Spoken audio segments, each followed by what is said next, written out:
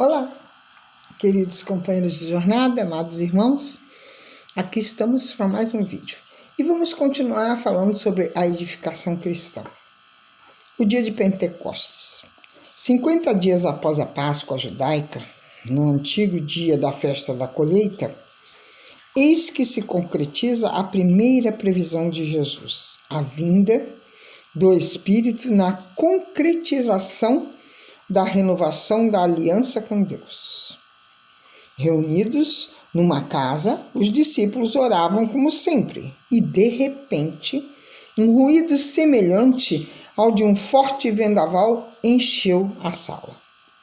Desde os tempos antigos, a palavra espírito, da pneuma, em grego, tem afinidade com o vento, pois também significa sopro.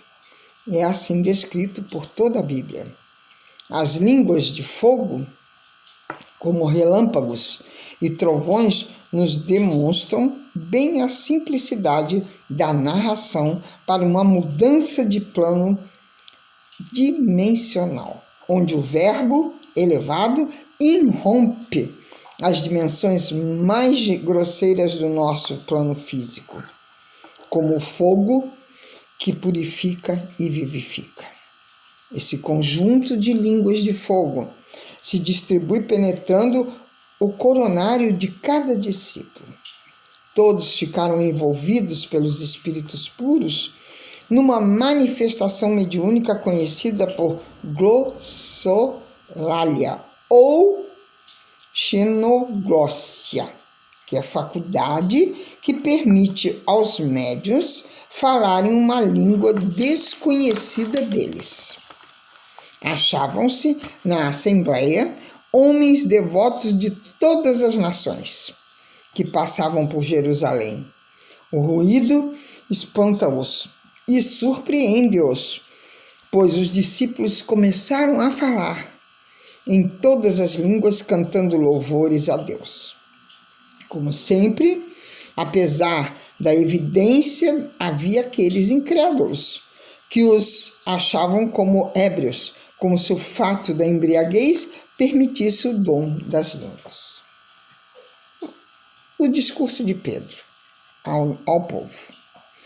Pedro ergueu-se com os 11 e fala ao povo da assembleia. Era cerca de 9 horas da manhã. O apóstolo lembra nas profecias tão do conhecimento dos judeus como de Joel e Isaías. E diz assim: derramarei meu espírito sobre toda a carne, vossos filhos e filhas hão de profetizar. E farei aparecer prodígios no céu e na terra. E todo aquele que invocar o nome do Senhor será salvo. Pedro mergulha no passado das profecias para buscar testemunhos e parte para o futuro, para o advento dos tempos messiânicos, onde todos na terra, encarnados e desencarnados, no conhecimento da verdade, estarão unidos ao Redentor, no coração e no intercâmbio mediúnico de apoio para os novos tempos da augusta vontade do nosso Pai. As profecias do Antigo Testamento comprovam esse desígnio de Deus, mas a perseverança e o trabalho dos discípulos de Jesus por todos os tempos asseveram a confiança e o amor de Deus.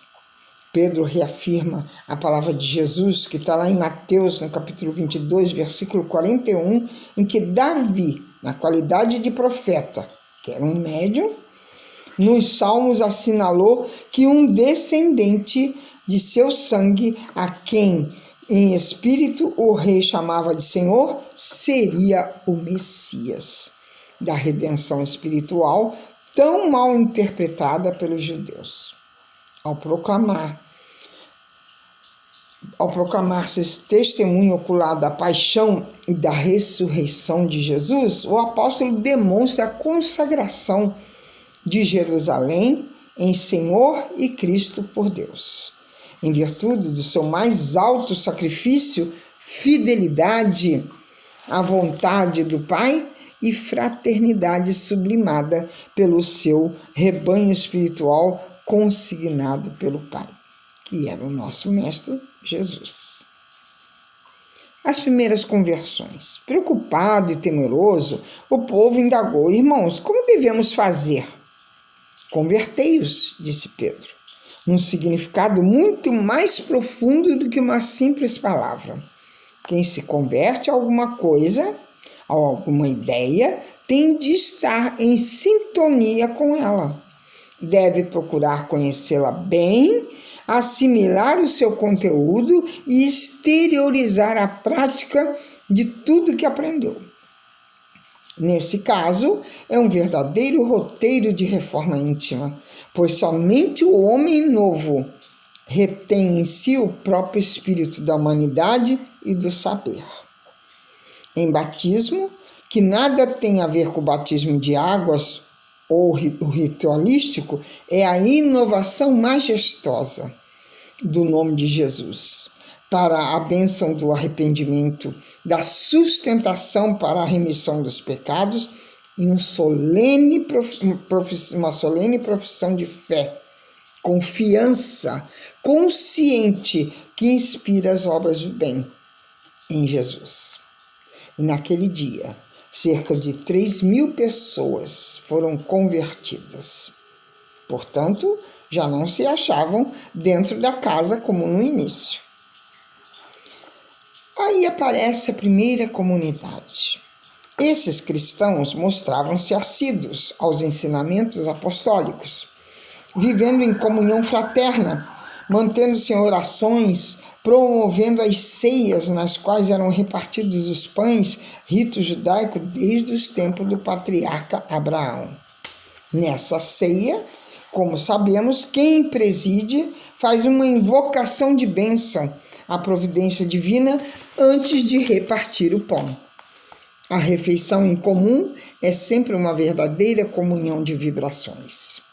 Os fiéis formavam uma comunidade unida, onde trabalhavam e dividiam os seus bens todos, segundo a necessidade de cada um. Continuavam a frequentar o templo para não despertar a ira dos sacerdotes. Os apóstolos realizavam prodígios e todos guardavam a alegria da fé. Louvavam a Deus pelos atos e palavras e eram bem aceitos e respeitados por todos. Vamos agora falar um pouquinho da prisão dos apóstolos. Consumada a crucificação de Jesus, teve início rude e sistemática perseguição aos seus apóstolos e, por extensão, a todos aqueles que demonstravam uma simpatia pelas ideias cristãs. O apóstolo Tiago Maior, que era irmão de João, foi morto à espada por ordem de Herodes. Estando a fazer uma pregação entre o povo, os apóstolos Pedro e João foram presos por ordem dos sacerdotes e dos saduceus, os quais notaram que quase 5.000 pessoas demonstravam disposição para assimilar as ideias. Pedro e João tiveram que comparecer por 2 vezes ao Sinédrio. A primeira vez só com os sacerdotes. Como a prisão havia acontecido em horas um tanto avançadas, somente no dia seguinte eles conseguiram ser apresentados ao Sinédrio, onde as autoridades, os anciões e os escribas, dentre eles o sumo sacerdote Caifás e outros da mesma linhagem, lhes fariam as acusações.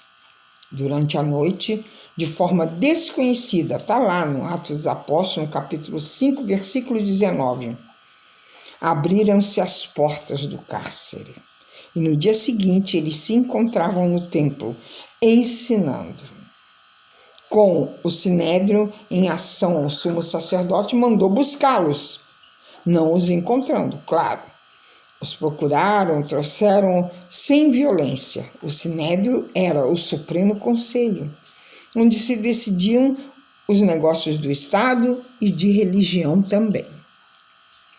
Pedro e João responderam bem sabiamente às perguntas e às acusações daquelas autoridades, as quais, vendo a intrepidez dos 2 prisioneiros e notando que eram homens iletrados, apenas limitaram-se a admoestar severamente de que dali por diante, se eles proferissem mais o nome de Jesus, seriam presos. Entretanto, Pedro e João não se intimidaram e disseram: se é justo diante de Deus ouvir-vos, e vós, antes do que a Deus, julgai-o, pois nós não podemos deixar de lado de falar as coisas que vimos e que ouvimos.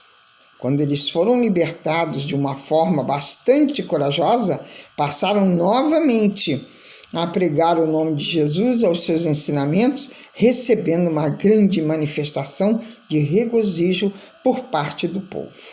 Em seguida, os 2 apóstolos ergueram-se ao Senhor, fervorosa prece de graças por tê-los livrados dos inimigos tão ferrenhos, restituindo-lhes ao trabalho de apostolado, sãos e salvos, e ainda mais com a fé mais robustecida.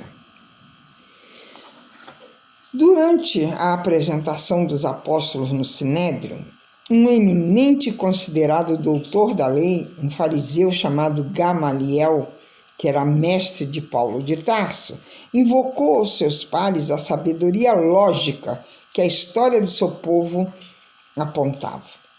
Os que estão unidos a Deus são justos e sábios.